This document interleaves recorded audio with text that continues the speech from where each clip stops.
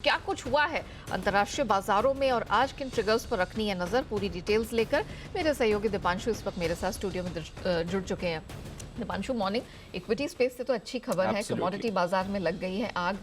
Dollar का कुछ पता नहीं है कहाँ जाएगा, क्या हुआ है? इंपॉर्टेंट हफ्ता है और उससे पहले आप देख रहे हैं ज़बरदस्त ग्लोबल संकेत आ रहे हैं। और एक रिसर्च हमने भी पहले पेश करी थी कि अक्टूबर, नवंबर, दिसंबर यूजुअली बाजार के लिए अच्छे महीने होते हैं। इसके साथ ही हम देखते भी हैं कि यूएस में जो मिड टर्म इलेक्शंस आ रहे हैं उससे पहले बाजार आपको अच्छे मूड में ही दिखते हैं। तो अब तक तो वो थियरी एकदम प्ले आउट होती हुई दिख रही है।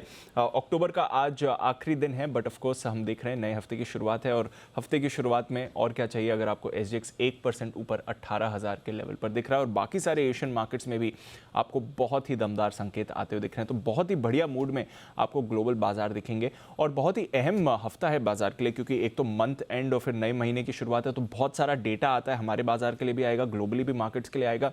इसके साथ ही फेड की बैठक है और इस बैठक में भी ऐसा ही अनुमान लगाया जा रहा है कि 0.5% की बढ़ोतरी होगी। तो 80% जानकार मान रहे हैं कि 0.5% की बढ़ोतरी होगी। हालांकि कहना पड़ेगा ये जो 80% का आंकड़ा आज है, ये एक हफ्ते पहले 95% का था, 95% का था, तो वहाँ से थोड़ा कम हुआ है। एंड मोर इम्पॉर्टेंटली इसके बाद की पॉलिसी के लिए थोड़े अनुमान कम होते हुए दिख रहे हैं। तो क्या फेड वो पिवट के लिए तैयार है या नहीं, ये एक इंपॉर्टेंट सवाल रहेगा और इसी पर मार्केट्स क्लैरिटी जाएंगे जब पावेल साहब बात करेंगे इकोनॉमी का और रेट्स का आउटलुक देंगे, तो उस पर नजर रहेगी। सबसे बड़ा आंकड़ा और इवेंट इस हफ्ते का यही है। इसके साथ ही नया महीना है तो फिर पिछले महीने के जॉब्स डेटा आने वाले हैं। तो यूएस में अक्टूबर महीने का जॉब्स डेटा आएगा, अनएम्प्लॉयमेंट कैसा है ये पता चलेगा। बैंक ऑफ इंग्लैंड की पॉलिसी आने वाली है, यूरोप में इन्फ्लेशन डेटा और साथ ही GDP डेटा आने वाला है और S&P 500 की 150 कंपनीज के नतीजे आएंगे। तो अगेन पिछला हफ्ता तो काफ़ी अर्निंग्स हैवी था, IT कंपनीज के नतीजे आए थे। ये हफ्ता भी अर्निंग्स फोकस रहने वाला है। तो बहुत ही इंपॉर्टेंट हफ्ता है ग्लोबल मार्केट्स के लिए और हफ्ते की शुरुआत अच्छे नोट पर हो रही है। पिछले हफ्ते की एंडिंग भी बहुत ही शानदार नोट पर आपको होती हुई दिखी। फ्राइडे को देखिए ज़बरदस्त एक्शन आया था यूएस में, 825 अंकों का बड़ा उछाल आपने डाउ में बनते हुए देखा। 2.5% की तेज़ी ये बनी थी और ये उम्मीद से काफ़ी ज़्यादा आपको एक्शन बनते हुए देखा। तो वहाँ से आपको दमदार संकेत मिले। S&P 500 2.5% ऊपर था, नैस्डैक ऑलमोस्ट 3% ऊपर आपको आते हुए दिखा। बॉन्ड यील्ड भी 4% के पास स्टेबल है। 11 में से 10 सेक्टर्स में आपने खरीदारी बनती हुई देखी और IT से आपने लीडरशिप बनती हुई देखी है।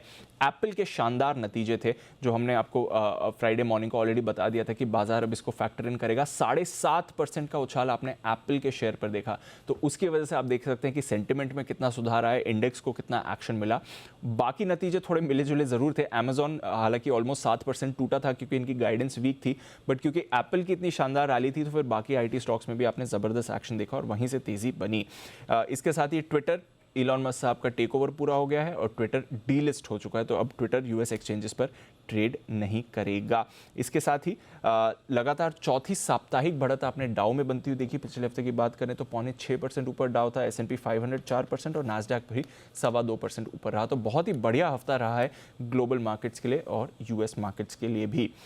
पर कमोडिटीज़ पर आपको रखनी है नज़र और स्पेशली एग्री कमोडिटीज़ के लिए जो बड़ी खबर आई है, रशिया ने जो ग्रेन एक्सपोर्ट डील थी जो यूक्रेन के साथ थी, UN के साथ थी, उससे बाहर होने का ऐलान कर दिया है। यानी कि जो ब्लैक सी से शिपमेंट्स हो रहे थे यूक्रेन के वीट के, फर्टिलाइजर्स के, बाकी एग्री कमोडिटीज़ के, उस पर आपको अब रोक दोबारा लगती हुई दिख सकती है। कुछ शिपमेंट्स हालांकि क्लियर हुए हैं, बट आशंका यही है कि आने वाले शिपमेंट्स में आपको परेशानी बनती हुई देखेगी और इसका इम्पैक्ट देखिए।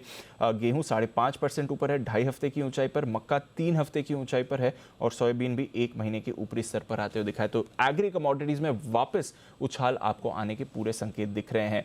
डॉलर मजबूत है, इसलिए हमने देखा कि अन्य कमोडिटीज़ में ज़्यादा एक्शन नहीं मिला है, बल्कि पिछले हफ्ते तो ज़्यादातर कमोडिटीज़ पर दबाव ही था। कच्चा तेल 96 पर सपाट है, सोना 1650 के नीचे है, बेस मेटल्स पर दबाव बना हुआ है। तो बाकी ग्लोबल संकेत तो बहुत ही बढ़िया आ रहे हैं, बस ये एक फैक्टर है जिस पर आपको रखनी पड़ेगी नज़र। अदरवाइज बहुत ही बढ़िया मूड में बाजार आपको दिख रहे हैं।